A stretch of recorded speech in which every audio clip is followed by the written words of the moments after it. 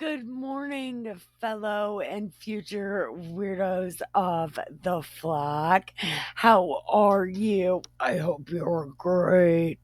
Did you take your medicine? Oh, fucking amazeballs, dude. Uh, you took your medicine. So proud of you. So, press the like button, stop in the kitchen, and grab you some Keep Other People Alive juice. I have Keep You Alive juice if you really want it. I have it. And if you're feeling kind of, like you woke up early in the morning to, maybe people being mean to your cat because it meowed, you know, because that's a thing that people do apparently. They're mean to animals because they do what animals do. Yeah, it's like a whole thing. Anyway, even if you're feeling stick around because you'll probably find a reason to laugh. I'm hoping I find a reason to laugh. I'm so tired of people. Everybody's so fucking mean. For no reason. Just mean. They wake up mean. Wake up angry. I sleep on the couch and your cat meowed. I'm so mean. I'm a bridge troll. So, let's find a fucking reason to laugh, huh? So, where we left off, you remember, Moses is a lying liar that lies, and God was like, no, no, no, bitch, you can't come into the church. As a matter of fact, you're going to stand right there and tell these motherfuckers what I really said. Don't come in here. Talk to the cloud, right? And you stand right here and you tell these people everything I tell you to say because you're a lying liar that lies. So I'm here now and I'm going to say it and you're going to tell them and you better not fucking lie. Right? So then Moses is standing outside the tent and he's like, God said stuff. Here's what he said. So we are picking up at chapter 3. And we left off, God was giving the rules for sacrifice, right? Because this is the part that Moses lied about and like cut into 5 sentences. And God's like, no, no, no, no, no, we're not doing that. As a matter of fact, here's what we are doing. And God lays it all out. Now, I have read the Old Testament. I would say I've read this book front to back, but I didn't read the Snake in New Testament. I've only read the Old Testament through and through. Right? And I have not found free will or whatever they call free will. But what I have noticed is God, he says, you have to sacrifice or I'm going to kill your fucking face. But then he says, if this is the kind of offering you give, these are the rules. Not, these are the sacrifices that you have to do. He gives them parties for the ones that are for sure the sacrifices that they have to do. But these other sacrifices is if this is the kind of sacrifice you're giving, these are the rules. So, what we've been going through is God's like, here's the sacrifice and here's the rules.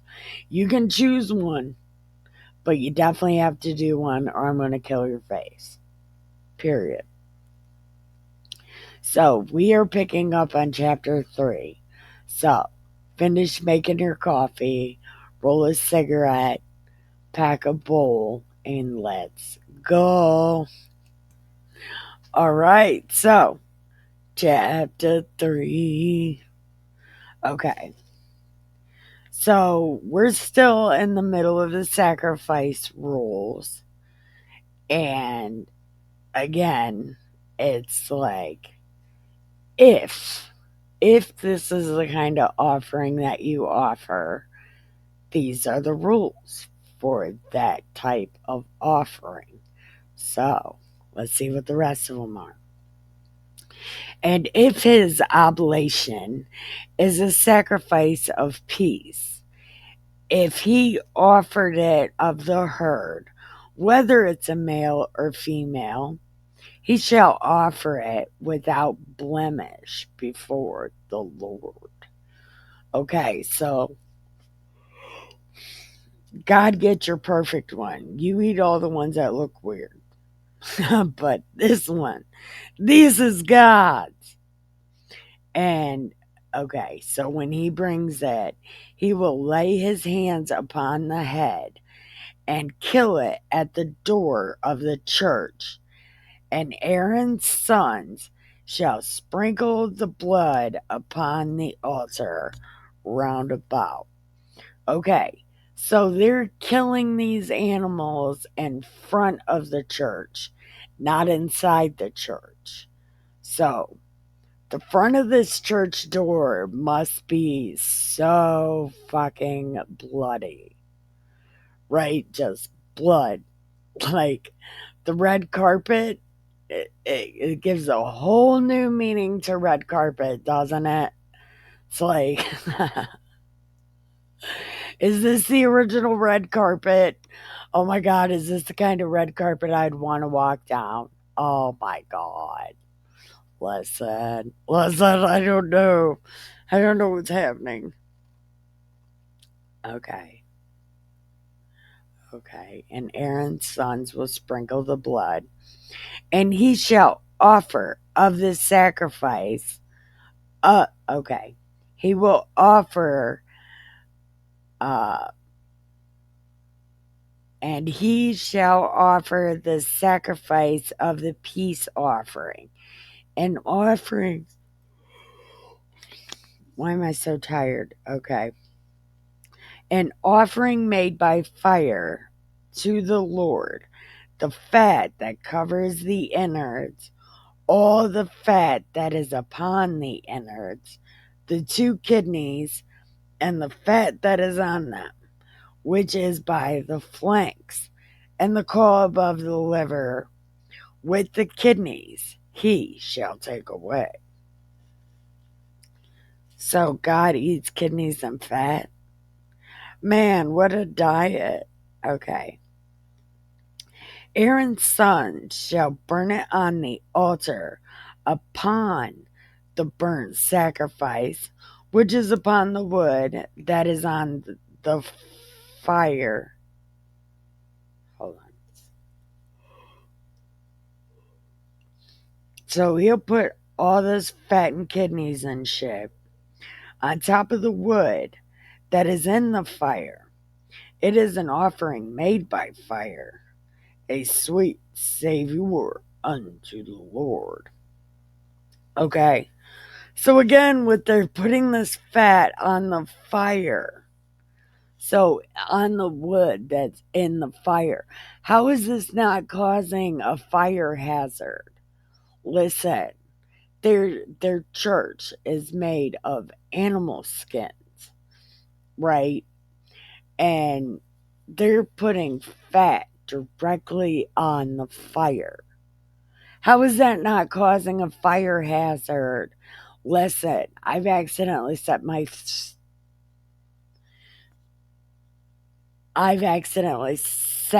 my stove on fire 3 times. I swear it was 3 times I set it on fire. Trying to make, well, not trying to make gravy. I can make gravy. But in the process of making gravy, I guess some of the grease popped out of the pan and it set my whole stove on fire. Oh, 3 times that happened. Or my stove just spontaneously burst into flames. Something happened.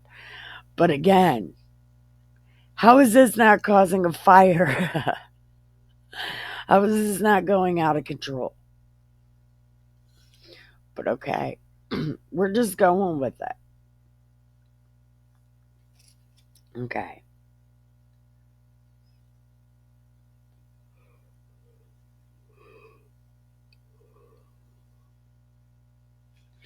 And if his offering for his sacrifice of peace be of the flock, male or female, he will offer it without blemish. Here we go. God wants perfect fat. If he offers a lamb, then if he offers a lamb, he will offer it before the Lord, and he will lay his hand upon the head and kill it before the church. So more red carpet. And Aaron's sons,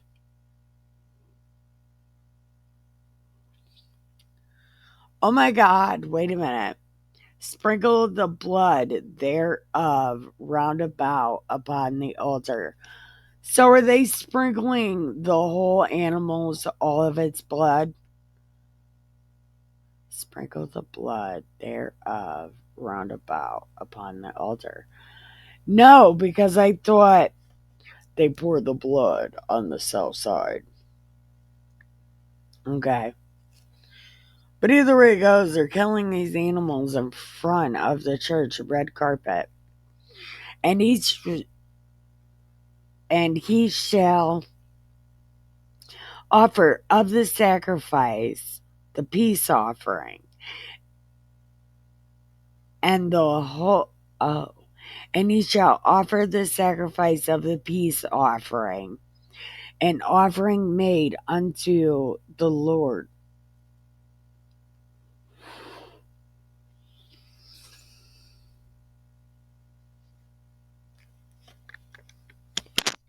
Hold on. And he will offer the sacrifice of the peace offering, an offering made by fire. The fat thereof, the whole rump, he shall take off hard.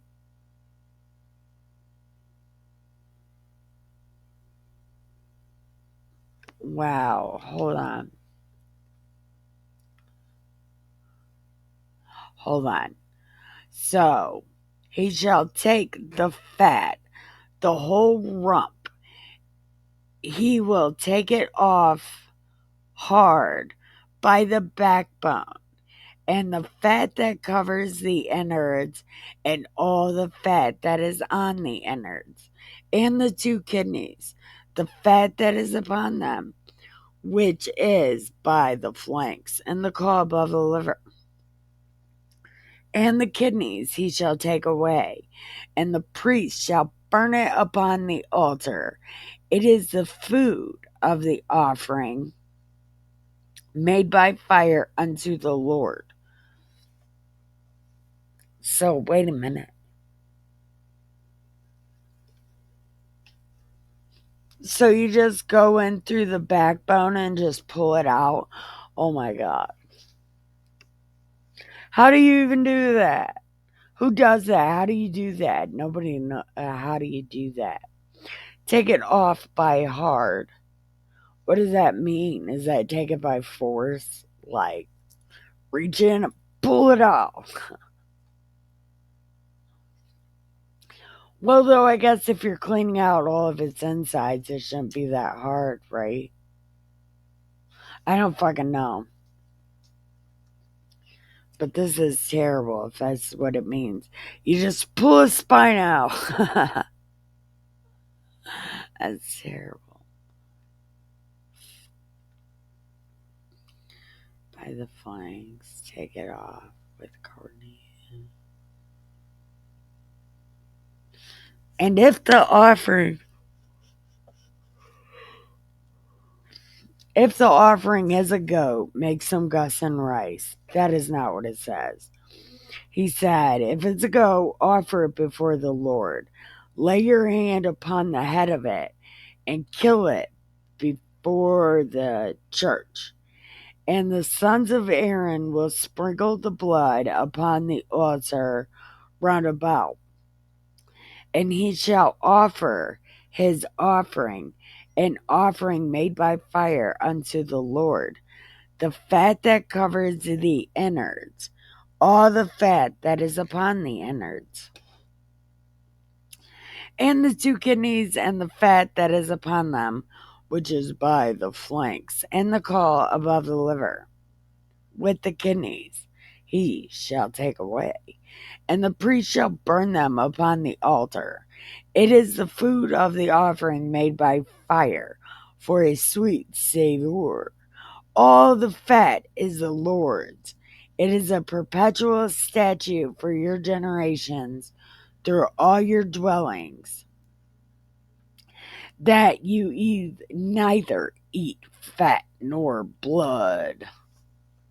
So Dustin makes these steaks.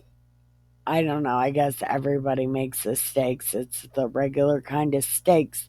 Anyway, he makes the steaks, and it's pink in the middle, and it's like, I don't know if I should eat this or not. And I usually don't. I just kind of toss it in the garbage. But Brooke said, you can just throw that back in the frying pan. And it's like, no, I did not know that. But apparently you can throw it back in the frying pan and just cook it till it's well. So I think that's what I might do. I've never had a steak before because everybody makes it pink in the middle. And it's like, I don't know if I should eat that. So I never eat it. But apparently you can just throw it back on the a stove and cook it until it's done. So I might actually be able to have a steaks. Wouldn't that be cool? I've never had one before. It'd be so awesome. Anyway, oh, and the fat. Yeah, no, God can have that. But how is this not a fire hazard?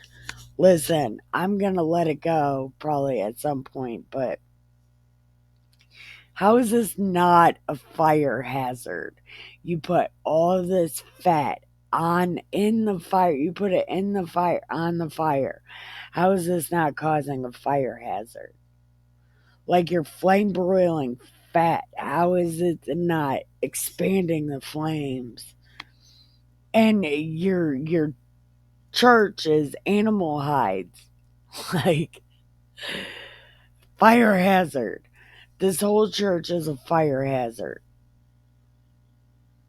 And I end up making one big gold bar if this shit catches on fire. How is this not catching on fire?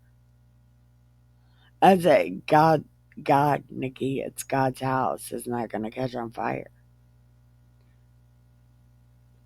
Well, I suppose, but how is this not? It's got linen. It's got cotton. This is so gaudy and so big, and there's tapestries, and there is a shit ton of flammable shit. And they're just throwing grease on the fire. Like, greasy fire. How is this not causing a gigantic mess? Like a gigantic fire. Listen, I don't know. But I do know we're going to pause right here. We're going to go get a refill. We are going to go smoke a cigarette. We don't need to pack the bowl. So we're just going to smoke this bowl, smoke this cigarette, grab a refill, and we will be right back. All right, chapter 4. Okay. So God said to Moses, tell the vampires If a soul no, if a soul shall sin through ignorance against any of the commandments of the Lord concerning things which ought not be done, and shall do against any of them. Hold on. Okay, tell the vampires, even though they're stupid, if they go against the commandments, which are the 10 Commandments, right? The 10 Commandments that you will, that if you go against any of the commandments, okay, and shall do against any of them, if the priest that is anointed does sin according to the sin of the people, let him bring for his sin, which he has sinned, a young bullock without blemish unto the Lord for his sin offering. Okay, this is indirectly talking to Aaron. This is exactly what Aaron did. Do you think Moses did this just to get back at Aaron? Like, listen, you. Maybe this was like, God was like, I know Moses harbors some shit. So I'm going to give a punishment to his brother. Okay. So if the priest that is anointed sins according to the sins of the people, let him bring a young bullock without blemish unto the Lord for a sin offering. And he will bring the bullock unto the door of the church, and he will lay his hand upon it and make more red carpet. And the priest that is anointed will take the bullock's blood and bring it to the tabernacle of the congregation. Okay, so he's going to drain this thing of blood and take it into the church. And the priest will dip his finger in the blood and sprinkle the blood 7 times before the Lord, before the veil of the sanctuary. Okay, so he's sprinkling this blood on some cloth. And the priest shall put some of the blood upon the horns of the altar. Hold on. He shall put some of the blood upon the horns of the altar of sweet incense before the Lord, which is in the church. And he shall pour all of the bullock's blood at the bottom of the altar, which is at the door of the church. And he shall take off all the fat for his sin offering, the fat that covers all the shit to the kidneys and the colon.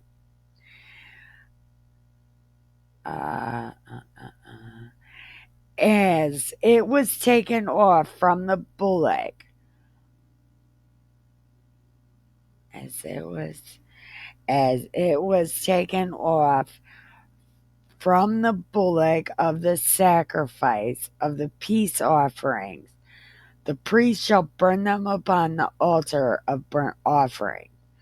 And the skin of the bullock and all his flesh, with his head, his legs, his innards, and his dung, even the whole bullock, shall he carry forth without the camp unto a clean place, where the ashes are poured out, and burn him on the wood with fire. Where the ashes were poured out, shall he be burnt. And if the whole congregation of the vampires sin because they're dumb, and the thing is hid from everyone else, they have done somewhat, and they have done somewhat against any of the commandments, and they are guilty. When the sin which they have sinned is known, when then the congregation will offer a bullock, and this time the elders will lay their hands upon the head of the bullock, and he's killed, and the priest that is anointed will bring the bullock's blood to the tabernacle, and he's going to do all that again. The blood on the horns, and you pour the blood at the bottom of the altar, and he shall take all the fat and burn it upon the altar.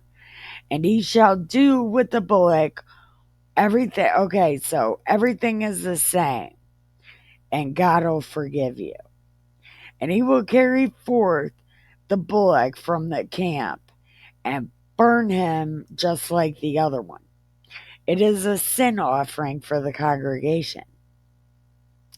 When a ruler has sinned, and he did it because he was stupid, or if he has sinned, comes to knowledge, he will bring his offering of the kid, a male goat without blemish, and then he's going to make Gus and rice. No, he's not going to make Gus and rice. Who says that?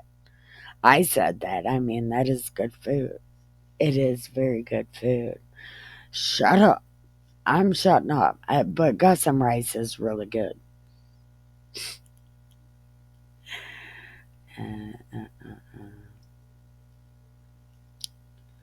Okay, so, and he shall lay his hand upon the head of the goat and kill it, where they kill the burnt offerings before the Lord.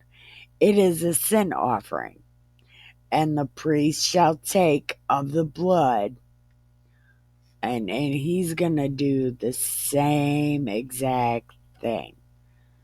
And then he's putting more fat on the fire. How is this not a fire hazard? Okay. So he's going to do this. And, well, the priests are going to do this for him. And then he's forgiven. And if the common people do it because Moses likes to lie, or if the sin, and it's come to knowledge, he's going to do the same thing with a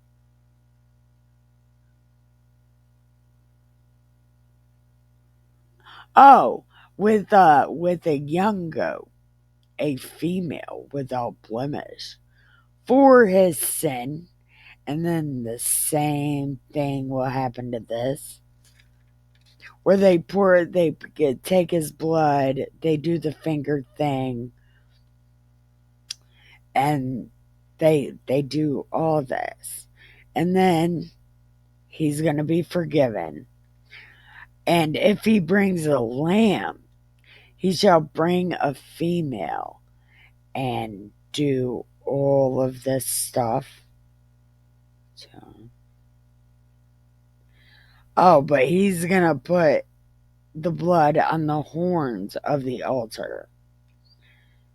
And he'll pour out all the blood at the bottom of the altar.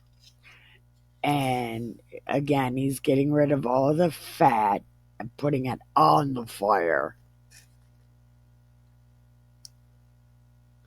Hold on. And the priest shall burn them upon the altar. So this is the fat, they burn the fat. And the priest shall make an atonement for his sin, and all is forgiven. Wow. I did skip a lot of that, but it was all the same thing. They take the blood, well, they kill the animal, make the red carpet, then they take the blood, they sprinkle it with a finger, and then they rub the horns of the altar with some blood. Then they take all the fat and they put that on the wood. I don't know how that's not a fire hazard, but okay. So then they take all that and then they leave all the insides in there and they take the whole thing to where they put the ashes. I think that's on the east side of the church. And they just burn it there, including all the shit in its guts.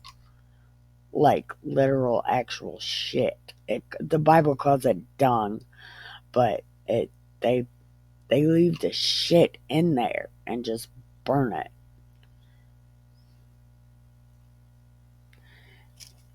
So,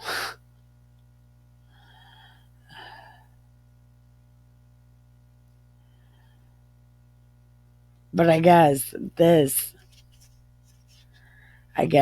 this time, this is how they're being forgiven with animals.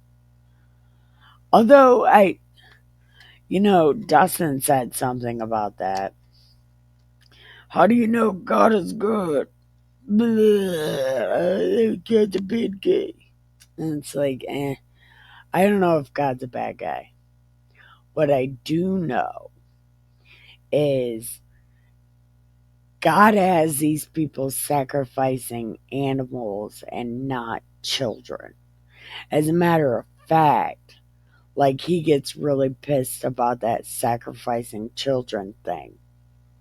And it's like, that right there is all I need to know if God's a good guy or not. Because he might be a good guy. Well, most of the time he's a good guy. And I think with the Bible being the most the Bible being the most used book, really, like, it lets you know that nobody's into this child sacrifice thing. They'd much rather read about animals being sacrificed than kids. And the Bible is all about not sacrificing kids. It's like God fights all the little demon gods that sacrifice kids. Like, that is a absolute no-no. And that's all I need to know, that if God's a good guy or not. Because,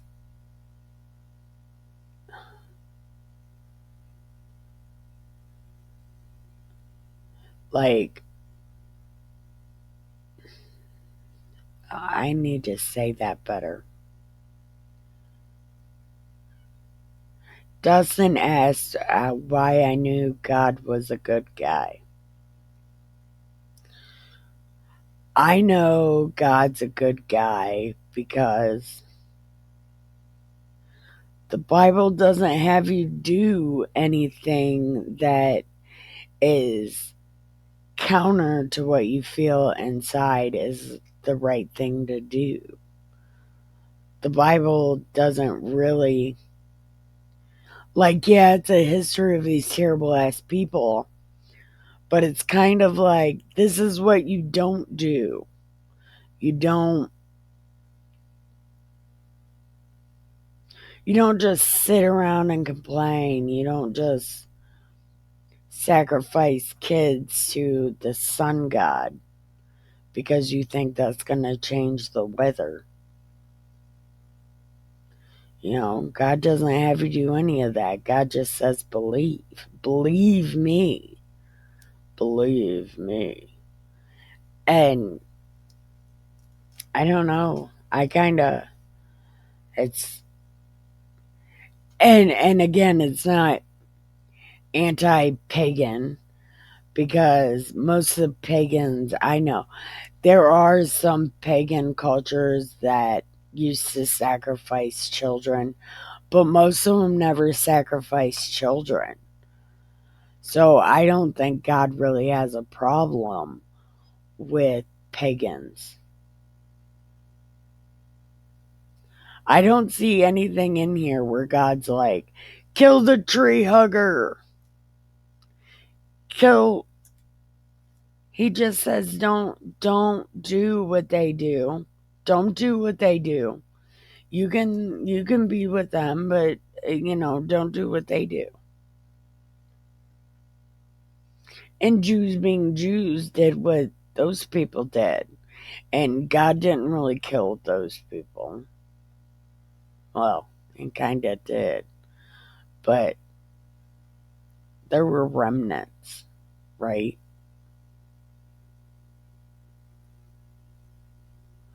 But again, I don't think it was with any of the nature pagans. I don't think this has anything to do with that because he only fought certain tribes, and they're mostly cousins of the Jews were following.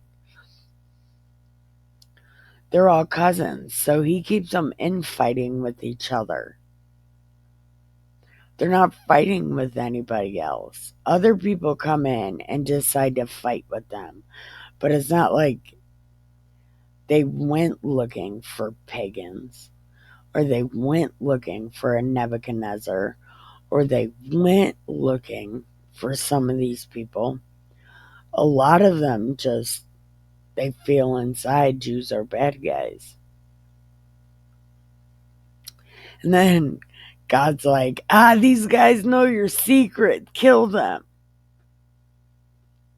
Not exactly. But again, how do you know God's a good guy? Because this book is so anti child sacrifice. And here in a little bit, we're going to get to some things. And I think I'll be able to explain what I'm saying better when we get there. But this question came, how do you know God's a good guy? Because God's against child sacrifice. And it shows you in here, and it tells you in here. We haven't got that far yet. But again, the question came up. And that's why I know God's a good guy. Because God hasn't said anything that has made me feel like it's bad. Like, I think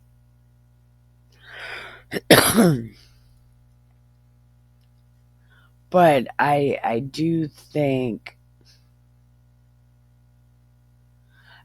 think I might have fucked up though, because I was doing I did some DMT.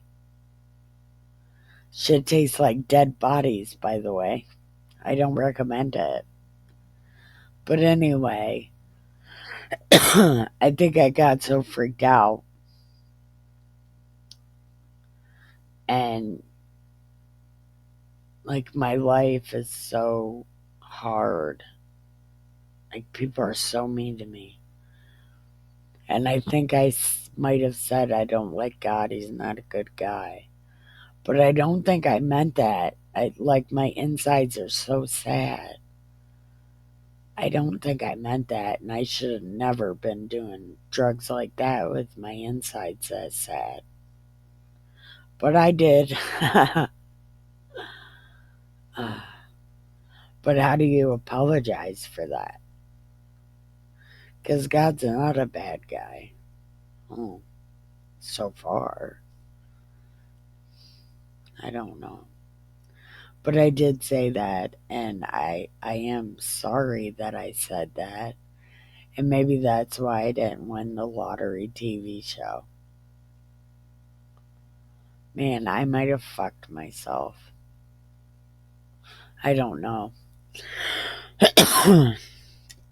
But I do know that's the end of that. So, thank you for watching. I love you. Have the greatest day ever. Keep your head down, your nose clean, and your shoes tied. Love you. Bye.